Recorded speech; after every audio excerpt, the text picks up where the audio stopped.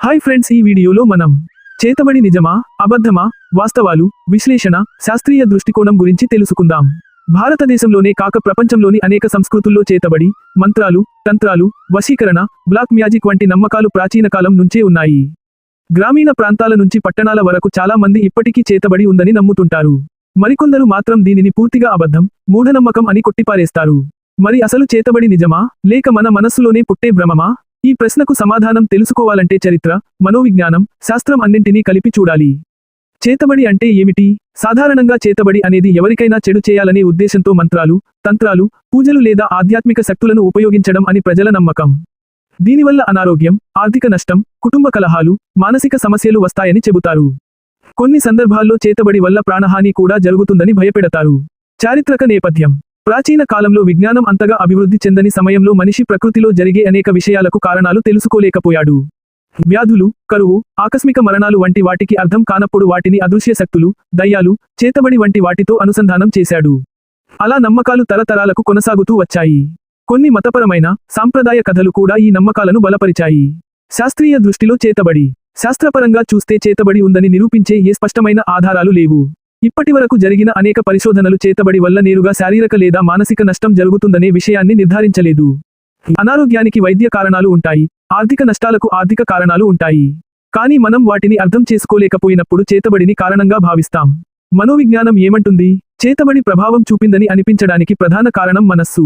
దీనిని మనోవిజ్ఞానంలో placebo effect మరియు నోస్బో effect అంటారు. ఎవరికైనా నీకు చేతబడి చేశారు అని నమ్మబలికితే ఆ వ్యక్తి మనస్సు భయంతో నిండిపోతుంది. ఆ భయం వల్ల నిద్రలేమి, ఆందోళన, శారీరక బలహీనత వస్తాయి. అప్పుడు ఇదంతా చేతబడి వల్లే అని అతడు మరింత నమ్ముతాడు. నిజానికి అది చేతబడి కాదు, భయం వల్ల వచ్చిన మానసిక ప్రభావం. కొందరికి ఎందుకు నిజమని అనిపిస్తుంది? చేతబడి నిజమని నమ్మే వాళ్ళు ఎక్కువగా తమ జీవితంలో వరుసగా సమస్యలు వచ్చినప్పుడు అలా భావిస్తారు. ఉదాహరణకు ఒకేసారి ఆరోగ్య సమస్యలు, ఉద్యోగ సమస్యలు, కుటుంబ కలహాలు వస్తే వాటికి కారణం వెతుకుతారు. అప్పుడే ఎవరో చేతబడి చేసి ఉంటారు అని చెప్పితే అది వారికి సులభమైన సమాధానంగా అనిపిస్తుంది. బాధ్యత మన మీద కాకుండా బయటి శక్తుల మీద వేసినట్లవుతుంది. చేతబడి పేరుతో జరుగుతున్న మోసాలు. చేతబడి ఉందని భయపెట్టే కొందరు వ్యక్తులు అమాయకుల నుంచి డబ్బులు దోచుకుంటున్నారు. మీ ఇంట్లో నెగటివ్ ఎనర్జీ ఉంది, మీ మీద శాపం ఉంది అంటూ లక్షల రూపాయలు తీసుకునే ఘటనలు ఎన్నో ఉన్నాయి.